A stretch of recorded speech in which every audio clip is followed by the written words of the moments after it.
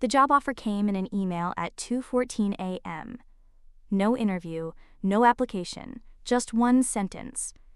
Portland City Library seeks night archivist. Immediate start, $40 per hour. Apply by replying yes. Hannah Green didn't think twice. She'd been out of work for months, and $40 an hour to babysit old books sounded like a miracle. When she arrived for her first shift, the building looked wrong. The Portland City Library had been closed to the public for years. Its collection moved to a modern facility across town, but this building still stood, a massive brick relic from 1894.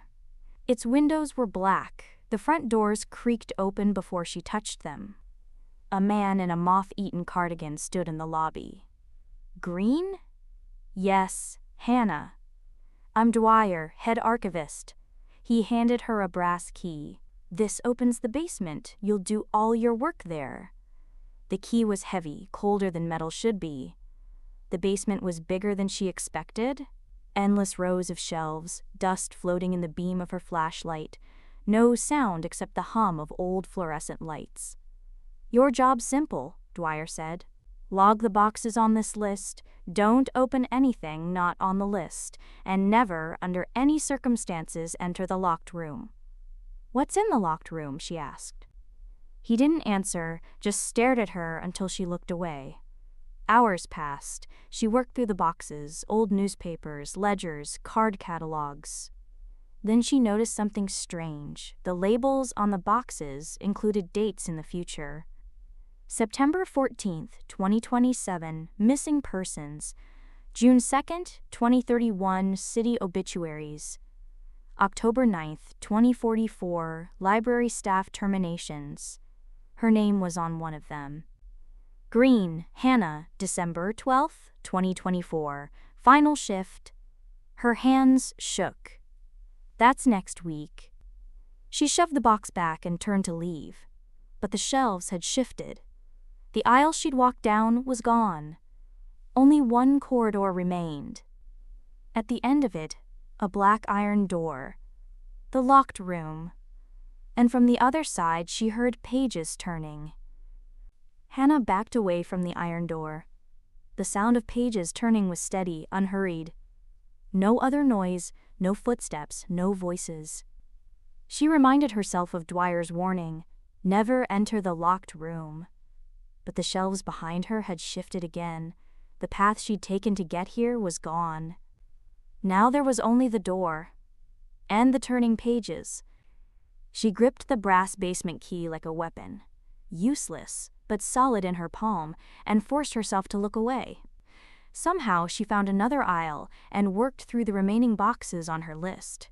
At first, the contents were ordinary: maps, handwritten letters, microfilm reels. Then came the books. They were new, unread, unpublished. Crisp covers, pristine pages, but with printed copyright dates decades ahead. The Collapse of the Eastern Seaboard, 2038 edition. Profiles in Crime, the Hannah Green Case, 2025.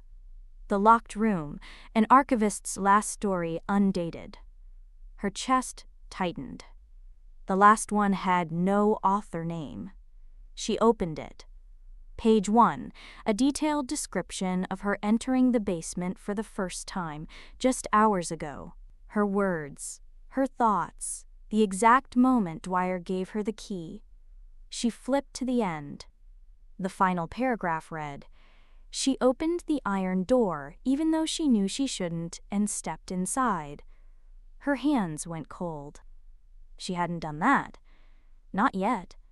The lights above her flickered once, twice, then died. Darkness swallowed the basement. She switched on her flashlight and froze. The shelves had closed in around her, pressing the aisles into a narrow funnel. Every path led to the same point. The locked room. The iron door was ajar now. The sound of pages turning had stopped. Instead, a voice, low and rasping, came from inside. "You're late." Hannah's phone buzzed in her pocket. One new message. From unknown. Text. Don't come in yet, he's still writing. Her flashlight dimmed. From inside the locked room, something moved. The shadow of a tall figure cast against the shelves, holding a book in one hand and a pen in the other. Spissy. Hannah stood frozen in the dark, her flashlight trembling in her hand. The shadow inside the locked room was still. The pen glinted faintly in the dim light, held loosely between long, pale fingers. She tried to back away, but every step she took, the shelves shifted with her, closing behind, opening ahead, until her shoulder touched the iron door. The voice came again. It's quicker if you come in. Her pulse hammered in her ears. She glanced at her phone. No signal, no new messages. Just that last warning. He's still writing. Slowly she pushed the door open. The air inside was dry, almost dusty, but it carried a faint metallic tang, like old coins. The room was small, stone walls, no windows, a single desk in the center with a green-shaded library lamp casting a sickly light. And behind it, a man. Thin, ageless. His face pale and sharp, framed by neatly combed gray hair. His cardigan hung loose from narrow shoulders. His eyes were ink dark.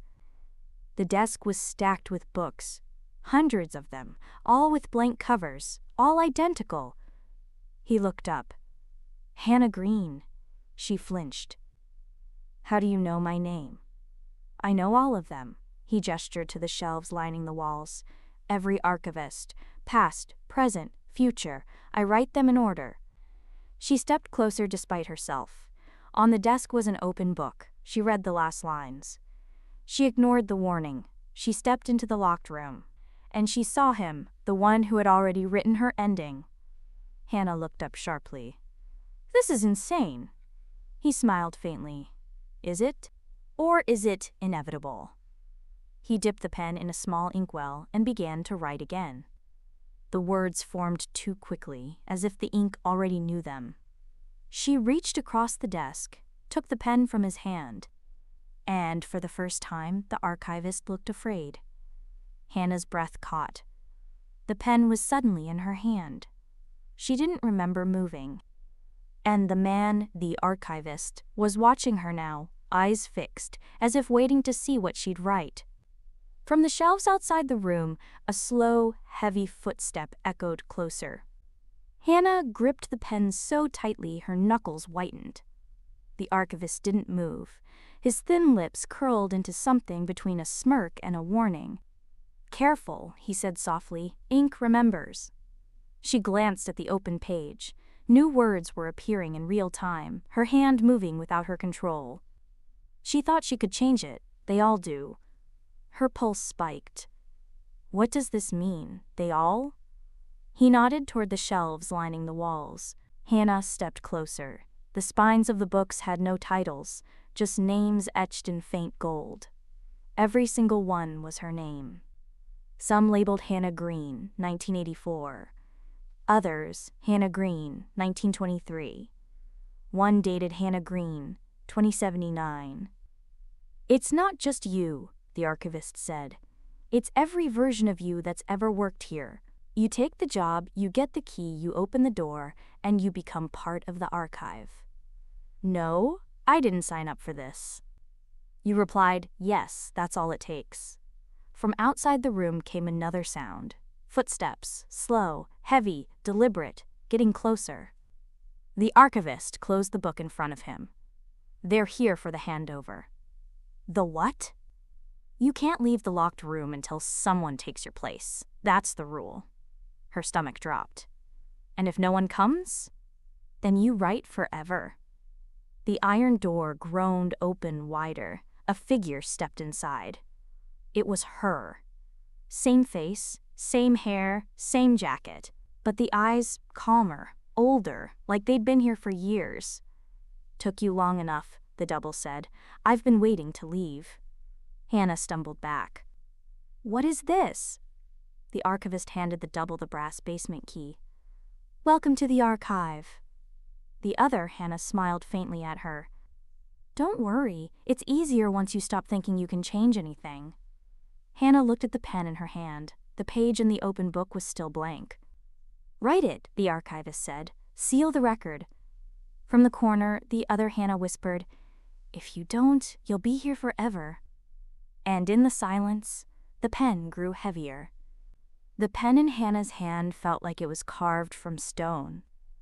Every instinct screamed to drop it, to run, to smash the door and escape, but her legs were locked in place. The archivist's ink-dark eyes never left her. One line, he said, that's all it takes. The other Hannah leaned casually against the doorframe, twirling the brass basement key. Make it quick. I have work to do. Hannah glanced at the open book. The blank page seemed to shimmer, as though it were expecting her. She pressed the nib to the paper.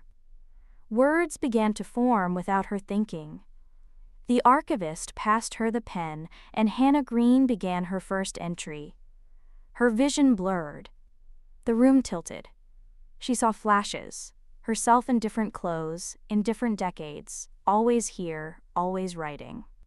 Sometimes with a candle, sometimes on a typewriter, sometimes scratching on parchment, always sealing another version of her fate. Stop, she gasped, pulling the pen away. The archivist's calm cracked for the first time. If you don't finish it, you'll never leave. You'll rot here until your name fades from the shelves. Hannah looked at her double.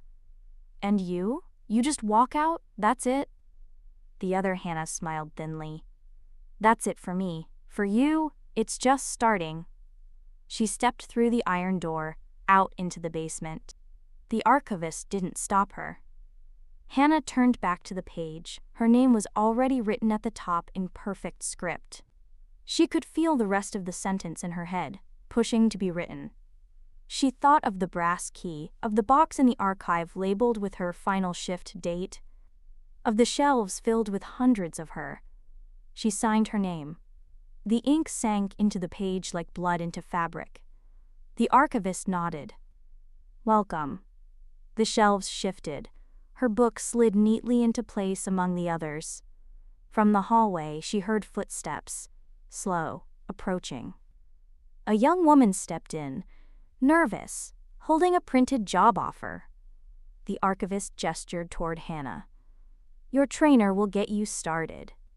In the real world, the city library's hiring email went out again at 2:14 a.m. To one recipient. Portland City Library seeks night archivist. Immediate start. $40 per hour. Apply by replying yes.